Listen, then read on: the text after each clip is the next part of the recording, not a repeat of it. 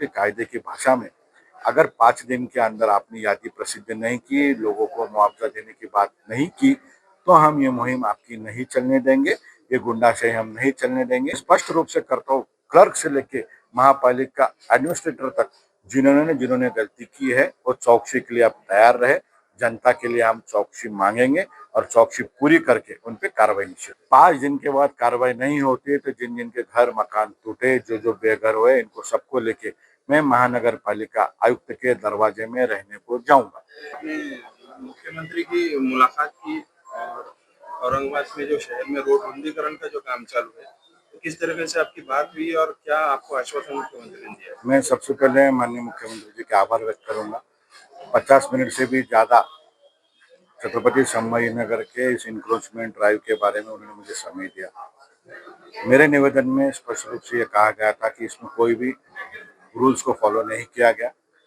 Mumbai high court के decisions है, हरसुल में मिले हैं, मुकुंदवाड़ी चिकलडाना में मिले हैं, उसको फॉलो नहीं किया गया। Sanjay Nagar slum area government ने डिक्लेयर किया, फिर भी आपने घर गिराए। मेरे घर के सामने की वेट 3 बार बदलती मेरी गलती नहीं है। तो मुख्यमंत्री ने कहा आपको क्या चाहिए?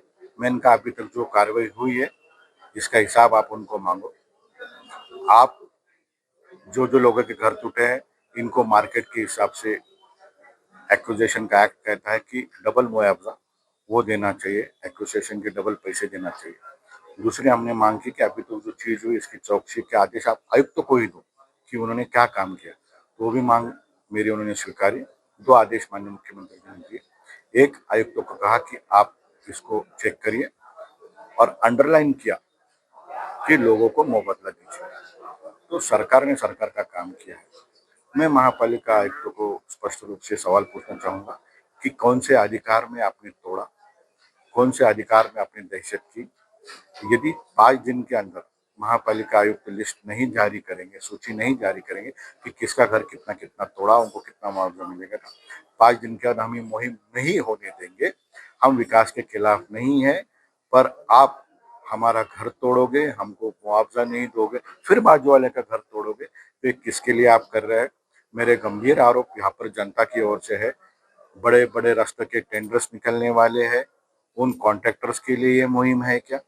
60 मीटर के ही रास्ते आपको चाहिए, वो इसलिए है क्या कि सेंट्रल गवर्नमेंट 60 मीटर के अंदर ही नेशनल हाईवे के नाम पे पैसे देगी? कायदा ये कहता है कि जो रास्ता शहर में से जाता है उसको नेशनल हाईवे की तरह ना देखते, उसे शहर का रास्ता देखिए। एक तरफ महानगर पालिका जो नक्शा अभी तक फाइनल नहीं हुआ है उसको लेके तोड़फोड़ कर रही है और वही महापालिका बिल्डिंग परमिशन नहीं दे रही है। तो ये दोनों बातें अलग अलग है, इसका खुलासा महापालिका ने करना चाहिए। मैं उनको स्पष्ट रूप से कहता हूँ कि कायदे की भाषा में अगर 5 दिन के अंदर आपने यादी प्रसिद्ध नहीं की, लोगों को मुआवजा देने की बात नहीं की, तो हम ये मुहिम आपकी नहीं चलने देंगे, ये गुंडाशाही हम नहीं चलने देंगे।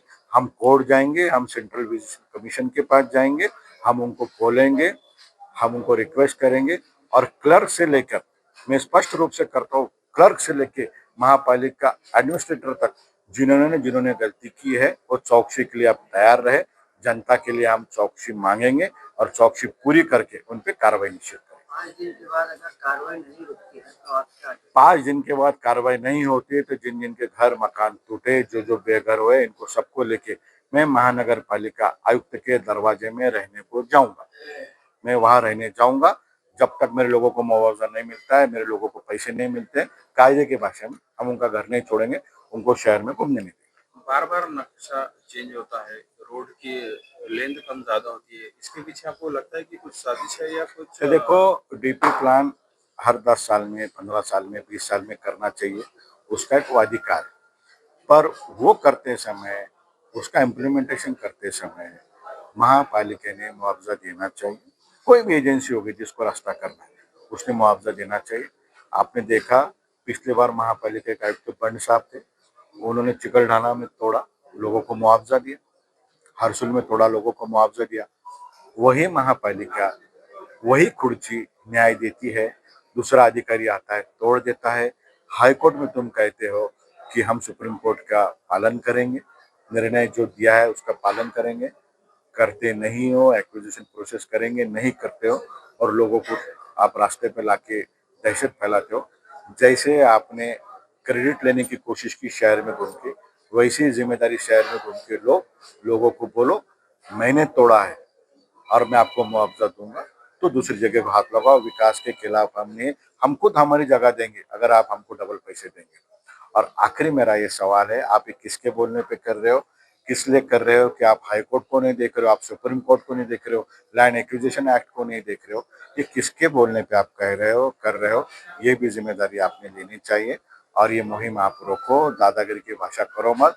मैं माननीय पुलिस आयुक्त जी से विनती करूंगा, आपके पहले मेरे मालूमात के हिसाब से 18 करोड़ रुपए बंदोबस्त के रुके हुए हैं। ये बंदोबस्त में कितने रुके इसकी डिमांड करो, लोगों के कागज पत्र देखो, मैप्स देखो, सब देखने के बाद माननीय मुख्यमंत्री जी ने क्या कहा है, हाईकोर्ट ने क्या कहा है, ये देखने के बाद ही आप पुलिस बंदोबस्त दो। ये मैं उनको हाथ जोड़ के विनती करता हूँ। चिकलठाना पड़ेगांव की कार्रवाई हो गई है, अभी शहर में एक बड़ी कार्रवाई जो रुकी हुई है, जो चंपा चौक चिकल थाना से और पड़ेगांव की कार्रवाई भी इलीगल हुई है। जो भवानी नगर, संजय नगर, चंपा चौक की जो बात कर जा रही है, तो मेरे को उनको सवाल है, जो स्मशान भूमि है, उस स्मशान भूमि के सामने ऐसे आपने घर तोड़े, वो रास्ता आप किए क्या? मेरा तो बोलना है कि वो शहर को पानी नहीं पिला सके। हर 14 दिन को पानी आ रहा है, वो ना कामयाब रहे शहर को पानी पिलाने को, इसलिए उसका ध्यान भटकाने के लिए आपने कार्रवाई की क्या?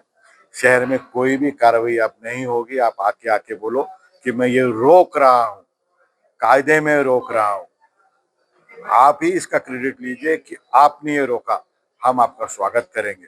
और जो लोगों के तोड़े उन लोगों को मुआवजा दो, हम आपके आभार मानेंगे। आयुक्तांचं दरवेळेस स्टेटमेंट आहे की हे रोड रुंदीकरणाच्या मध्ये येणार त्याच्यावर आम्ही गुन्हे दाखल करणार। मी काय म्हणतोय, रोड रुंदीकरणामध्ये आले, तुम्ही गुन्हे दाखल करायची भाषा करताय, मग तुम्ही माझं अनधिकृत तोडलं, मग तुम्ही पण गुन्हे दाखल करून घेण्यासाठी तयार राहा। मी सेंट्रल विजिलन्स कमिशनचं बोलतोय। भारत सरकारमध्ये सेंट्रल विजिलन्स कमिशन आहे, जे भारत सरकारच्या अधिकाऱ्यांच्या बद्दल लक्ष ठेवून असतं। मी तिथे जाणार आहे, मी कोर्टात जाणार आहे आणि मी सांगणार आहे कसं इलिगली झालं, कोणत्या बिल्डरच्या सांगण्यावरून झालं, कोणत्या कॉन्ट्रॅक्टरच्या सांगण्यावरून झालं, हे देखील पुरावे मी त्या ठिकाणी देणार आहे। भैया दस्ते के साथ नाके का पता जाता है 150 से 200 की संख्या में रिटायर मिलिटरीमॅन वगैरे जे इथं पण रिटायर्ड मिलिटरीमॅन बसले, रिटायर मिलिटरी महापालिकेचे नियुक्त केलेलं आहे ते अक्षरशः मारतात वगैरे तर त्याचं हे बघा, मी अधिकार आहे। परत एकदा सांगतो, मैं वापस एक बार कहूंगा महानगर पालिका आयुक्त को और पुलिस प्रशासन को, पुलिस प्रशासन, महापालिका के कर्मचारी जो दादागिरी कर रहे हैं उनको आप रोको। कृपया ये दादागिरी आप आयुक्त रहने के बाद शहर में नहीं होनी चाहिए, इसकी आप मालूमात लो। और महानगर पालिका आयुक्त को मैं कहता हूं कि आपके जो कर्मचारी दादागिरी कर रहे हैं, आज तक एक भी कंप्लेंट रजिस्टर्ड नहीं हुई है। इसके बाद अगर हमको कोई आएगा, कोई धमकाएगा, कोई डराएगा, तो हम पुलिस स्टेशन जाएंगे, ऑनलाइन एफआईआर रजिस्टर करेंगे और कोर्ट में जाएंगे। और सभी शहरवासियों से मैं कहता हूं कि कायदे की भाषा में आप जवाब पूछो, मेरे को मुआवजा कब मिलने वाला है, मैं आपके बीच में नहीं आना चाहता हूं। अगर आप मुआवजा नहीं दोगे तो आप मेरे घर को हाथ नहीं लगाओगे। ये नागरिकों ने अभी डिसाइड करना।